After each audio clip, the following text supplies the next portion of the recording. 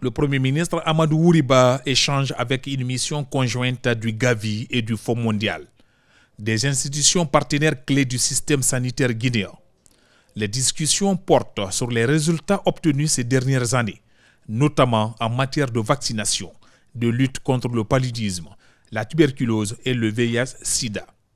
La mission salue les progrès réalisés grâce à l'engagement du gouvernement et des partenaires. C'est le renforcement du système de santé à travers la santé communautaire qui est le pilier à la base de nos interventions. Et à ce niveau également, il y a un certain nombre de ressources humaines que nous soutenons, notamment les agents de santé communautaire, les relais communautaires à la base.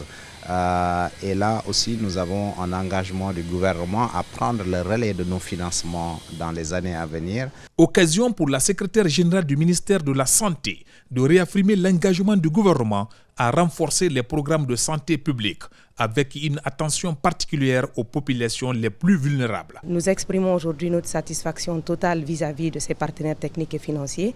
Grâce à cette collaboration, le secteur de la santé a pu mobiliser plus de 200 millions de dollars en projet qui sera mis en œuvre dans les 5 années prochaines. Et nous comptons toujours sur l'appui technique de nos partenaires financiers du système des Nations Unies pour la mise en œuvre efficace, efficiente et effective de ce financement dans le secteur de la santé. Cette mission s'inscrit dans une dynamique de consolidation des acquis sanitaires. À travers ce dialogue, les parties prenantes réaffirment leur engagement commun pour un système de santé plus résilient et équitable. Les partenaires saluent déjà les efforts consentis par la Guinée, tandis que le gouvernement réaffirme sa volonté de garantir un meilleur accès aux soins essentiels pour tous. C'est un autre visage bien connu du public africain et francophone qui a franchi ce jour les portes de la primature.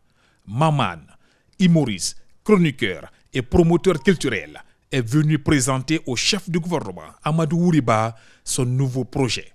Un festival international de l'humour et de la culture dont la Guinée devrait accueillir la prochaine édition. C'est une marque de considération pour les artistes que nous sommes et pour cet événement, les Marches du Rire, qui a sa 7e édition. Pour la Guinée, il y a beaucoup de choses, beaucoup de projets, de festivals, beaucoup d'humour.